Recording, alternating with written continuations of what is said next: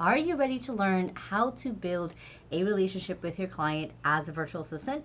If this is your first time on my channel, my name is Lai. I have a virtual assistant agency here in the Philippines called 2XU, and I post videos every Sunday and Thursday on how to work from home and how to have a business from home, so make sure to hit the subscribe button right there so you don't miss any of my videos. Now, as someone who has been running a virtual assistant agency for almost half a decade now, I have seen a lot of client and virtual assistant relationships succeed really well, that they're still working together 4 years later, or fail after like 2 months. So I want to walk you through basically how to build a relationship with your client so you can work with them long term. Now, first of all, why is it important in the first place, other than just what I said of like building it long term? First thing is it helps the relationship just be more natural. It helps have that back and forth with your client where they don't have to feel like they're gonna have to withhold a few things from you, and then for you to be able to show up in the best way as well. It enables both of you to have a good back and forth when it comes to getting work done, but also having a way where you guys can celebrate wins together or be able to go through the hard times together without having that weird of like, okay, do I need to let you go or do I want to keep you? We've had clients who have gone through rough times in their business and have chosen to stick with 2XU rather than letting us go during those rough times, because we've been able to get our assistants to build that relationship with their client. So I want to walk you through how to be able to do that.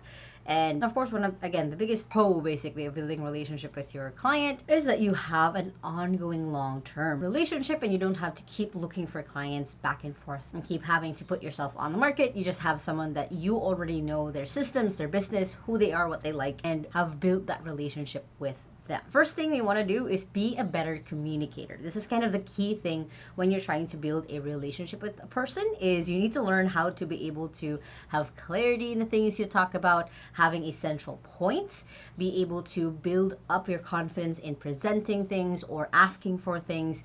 And it can start with just mastering small talk. Like a lot of people say bad stuff like, oh, I hate small talk, blah, blah, blah. But it starts with that of like learning like, hey, what are the things that you like? Or, hey, I saw or noticed that this was a thing. Like, or just, how are you? How was your day? Like, every single conversation we have at 2XU with our clients start with that. Like, how are you? How was your day? Or how was your week if it's a weekly call? It helps us start with something that's more basic before we ramp up onto other things. So just mastering the art of communicating, of getting your point across, of asking really good questions is going to be key through the rest of this video, is just making sure that you are learning how to do that. Now, how can you be a better communicator? One is by learning how to do it. There's a ton of really good TED Talks that I can recommend on how to be a better communicator. There's a really good book, this was my favorite book when I was learning how to be a communicator, which is How to Win Friends and Influence People by Dale Carnegie, and so many other resources. So the first thing is just learn from someone else. Two is to practice, to actually put into what you learn from the different books and courses and videos that you're going to go through, and actually put it into practice of like how you talk to other people. It could be your family, it could be your friends, it could be your dog, it could be anyone, but as long as you're practicing to gain confidence in how you speak. As a perfect example, I barely was a salesperson before I started 2XU, and I had to practice and learn how to communicate basically what our business is about. And now I'm able to, of course, close our clients. That's why we keep getting clients in 2XU. And it's all about that practice part. Next is start learning what is important to them.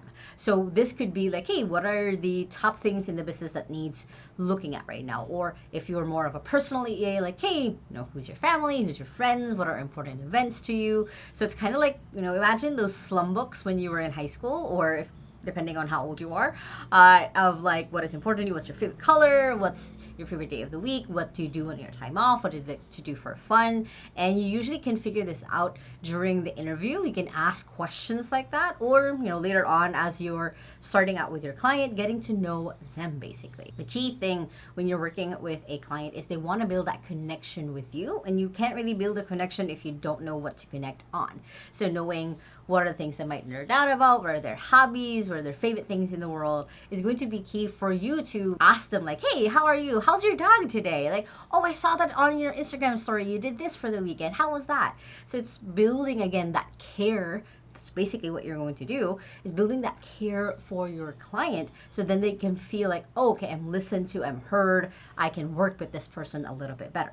It also makes you be more personable and someone that they can talk to and relate to when you build that knowledge base, basically, of what is important to them, so you can focus on that. Next is, as you learn what is important to them, take notes. Now, is this brilliant book that I'm currently reading right now, which is Building a Second Brain by Tiago Forte. And it talks about taking note of the different things in your life. Now, when you're a virtual assistant, you might want to build some sort of file on your client, basically, of, again, what are their likes, what are dislikes, what are their priorities, what are things that they're focused on right now, what are the things that they like to do for the weekend, or what their preferences are when they're on a flight. Do they like the window seat or the aisle seat? When you're building this file for your client, you're essentially making your life a little bit easier for the next time, because you're building a way for you to go back and know what their preferences are without having to keep asking your client.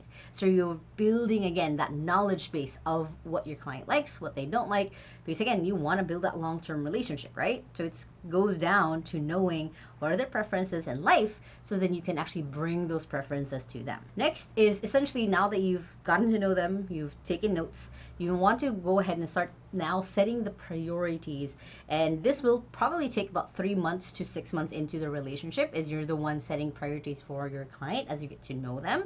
But it is key that you know, again, what are the things that are in the forefront of their mind, and how can you alleviate them into being that person of like, hey, yeah, I got this. Now, I know this is your priorities. Okay, here are the things to support that. When you do this, you're building that reliability that your client can feel like, hey, my assistant knows what they're talking about. My assistant knows what I'm focused on. So then I can actually focus on it. They don't have to feel like they're pulled into a bajillion different directions, basically. They know that their client is focused on this, and they're following that, and then they feel supported and cared for, so they can show up and bring in more business into their business. Next is, it's important that you can ask for feedback. This is a key thing when you're building that relationship with your client, is once a month, once a week, once a quarter. I recommend once a month. Ask your feedback on how you are doing with them.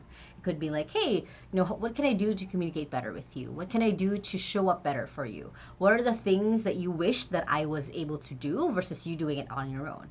What are the things that you've been wanting to give to me as well? So you're getting that back and forth, so then you can build to that and again, building the preference, building the knowledge base on what your client needs, so then you can be that proactive and take initiative person, because you've already sneaked a peek and knowing what are the things that they do like when it comes to working with you, and what are the things that they think you need to get better at. And of course, when you're asking for feedback, you have to be open to learning. There's a reason why they need a virtual assistant in their business. It's because they've gotten to a certain point and they can't grow beyond it. They need a little help.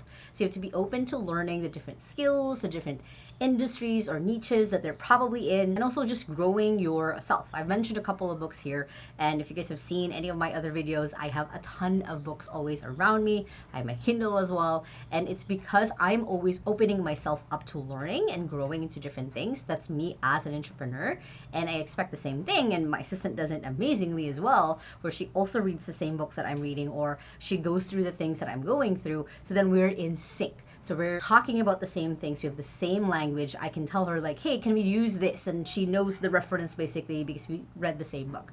So be open to learning what your client knows to kind of build yourself up. And it's something that no one can ever take away from you. It's something that you can take from career to career.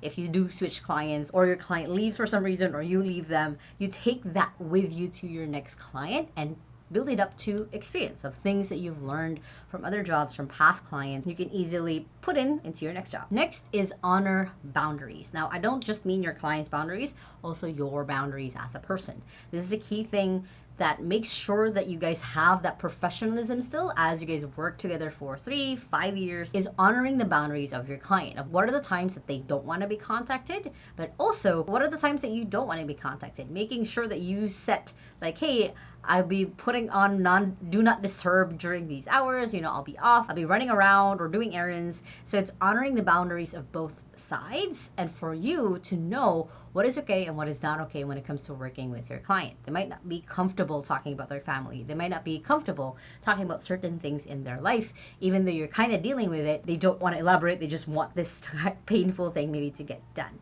So it's honoring what those boundaries are for your client, and again, honoring your own as well, which then brings me to the next thing of building your self-awareness. When you're building connection, it can't be fake. It has to be authentic, because sooner or later your mask is going to slip and everyone else is going to see like, oh, you weren't that interested in the thing that we just talked about. So building self-awareness is key. So then for you, you're also learning and growing as you get to know your client better and better. You get to see if this is the path for you, if this is a niche for you, if this is something you want to explore more in the future. And it's also important to know how to praise and to reprimand yourself as needed, to be your own cheerleader basically as you go through this journey with your client. Next is when it comes to building a relationship with your client, you have to be proactive. Now, proactivity is basically seeing something, you're seeing a pattern, and you're taking action before either it gets worse or so it can get better. So it could be like you're seeing that your client ordered 50 things off of Amazon. It's being proactive enough to check like, hey, where's the delivery at? It's noting, it's giving them updates. Or being proactive could be like, hey,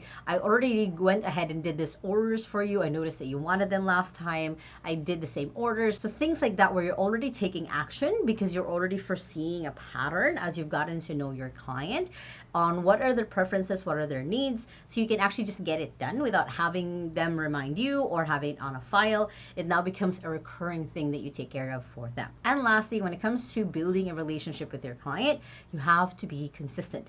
This is the main thing that I have been teaching a lot of our own assistants in 2XU, is consistency usually shows up better as you as a person who can perform really well. Most of the times I've seen it where someone who can be really consistent at the work that they're doing, who can be consistent at showing up, at getting things done, at getting them feedback as well, can outshine usually someone who has the most experience. And it basically goes down to making yourself be reliable for your client to know that you've got their back, that you're going to be taking care of them, and them not having to worry about you not showing up the next day or you not making sure that you actually get the work done, or not letting them know even that the work isn't going to get done because other things came up. So being consistent is going to be a key thing to build a relationship, because you're building that like, hey, I'm here for you. I'll tell you when I can't be, life happens, but I'm here for you when you need it, and this is how I can consistently show up for you. Now, there's a ton of different ways you can build relationships with your clients, but hopefully that will give you a launching pad for yourself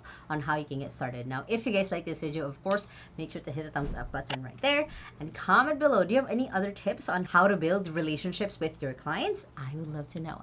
And if you still haven't yet, make sure to hit the subscribe button right there so you don't miss any of my videos every Sunday and Thursday on how to work from home and how to have a business from home, which you guys can check out those two playlists right here and the latest video right here.